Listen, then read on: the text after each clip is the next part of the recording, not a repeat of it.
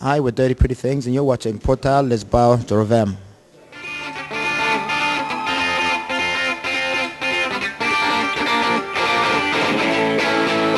Have you guys ever been to Portugal before? I have with the Libertines beforehand. We played here 2 years ago, and a smaller venue, another small venue, which name I cannot remember at all.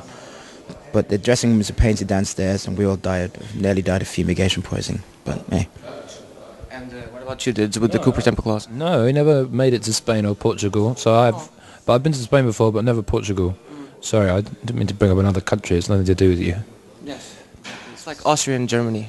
Well, yeah, but yeah, I've never been to Portugal before. But I'm enjoying it. I'm enjoying the smaller streets.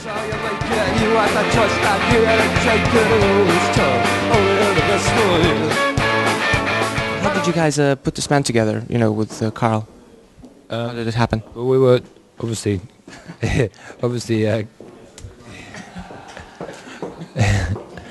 Gary and Carl were in the Libertines, and I was in the Cooper Temple Clause, so we ran into each other at festivals and in pubs and clubs of London, and indeed all around the world quite a lot. So we've been friends for like 5 years or so.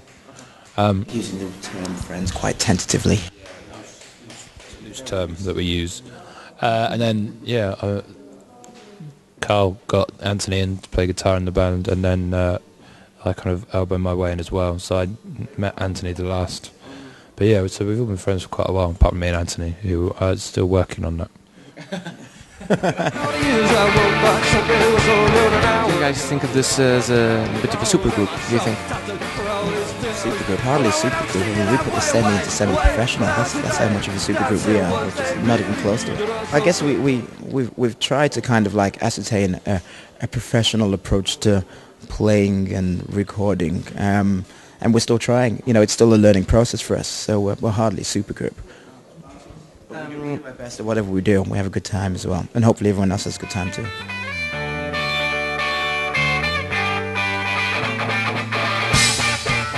What does it feel of being in a new band? I mean, for you guys, being pretty much, the Libertines as they were, but without Pete. And but for instance, for you, Dids. Well, it's not you as well, Gary, but we'll get to that. I don't know. Yeah, it feels fresh in terms of the music and what we're doing, but obviously we've kind of seen all the bullshit before, so we know what to look out for, which is helpful, really, I suppose, having that a little bit of experience, particularly considering there seems to be quite a lot of bullshit for us to get caught up in. What about you, Gary? I mean, there are obviously similarities with what we did beforehand in the Libertines. Difference now is, Did is here, and he has his own approach and personality that we have to put up with. Standards come more to the forefront within the band. He was a touring member of the band beforehand, and it's more of a democratic experience now. We all get on well together. We all kind of play well together. Hence the semi-professional. We kind of play well together. We're having fun, and we're all having fun together. There's some of that. During the latter stages of being in the Libertines. Some of that fun was kind of lost a little bit, and then there was the whole kind of just touring to meet our touring obligations, which we enjoyed doing as well. But it would have been more fun if we were doing it as as a unison as opposed to a sum of parts. I don't believe in anything they tell me set in stone. They said that we're together. Now that Pete isn't here, do you think the chaos will be brought by you, Dids, the famous chaos, the wrecking machine, let's so to speak? I think kind of we all bring our own element of chaos. I think probably something that will bring chaos is the combination of the four of us together, really, just because we're just having a good time and kind of messing around quite a lot of the time, but at the same time kind of, reading and watching films and discussing things like that, and there's not. I suppose the chaos isn't coming from one place specifically, but it seems that it's always there. But the difference this time is now it's not just chaos for chaos' sake. I mean, the music does come first. I mean, we are without wanting to sound kind of weird. And we are vessels of the music, so we're not going to get in the way of the music. I mean, if as soon as we start doing that, then it becomes a shambolic theatre. We don't really want that. We want the music to be appreciated for the music's sake. Shut up! Wow. Yeah, the music is first and foremost.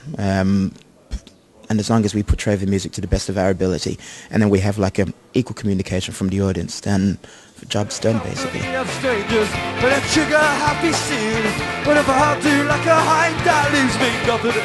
guys evidently try to avoid all the media, speculations and all that stuff. Media speculation. It's all a lot of bollocks basically. It's got absolutely nothing to do with us. It's just absolute crap.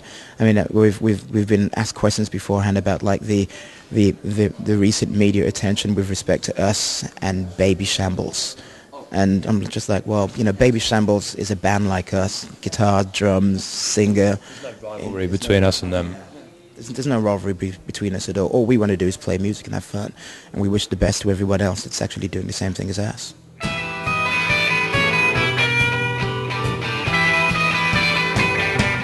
Could you give me an example of a dirty, pretty thing other than the any member in this band, so to speak? Vader.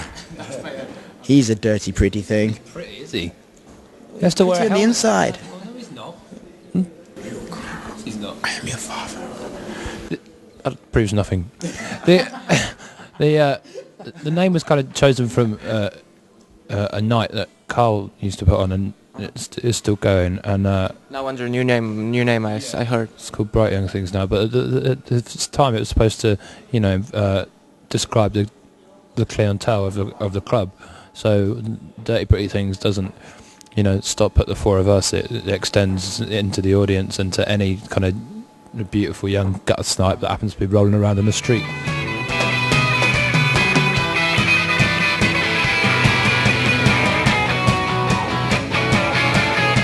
He said Darth Vader, who rocks, and maybe you'll go with Stormtrooper. I don't know. Yeah, well, no. Jabba the Hutt. Actually, Darth Vader isn't even dirty. He's not dirty. He's not pretty. But I suppose things is fairly all-encompassing. So it's wrong. The idea of Darth Vader is that he's clean, isn't it? Really, and shiny, like he's not covered in like. Well, no, when he killed his mum's killers, the Sand People, he killed them all. Yeah, that was a dirty, snipey thing to do. Yeah, well, that was before he was Darth Vader. Anyway.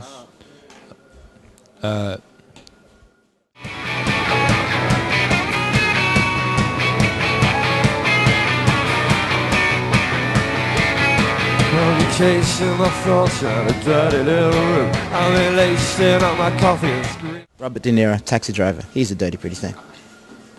Maybe the next album cover. There's now.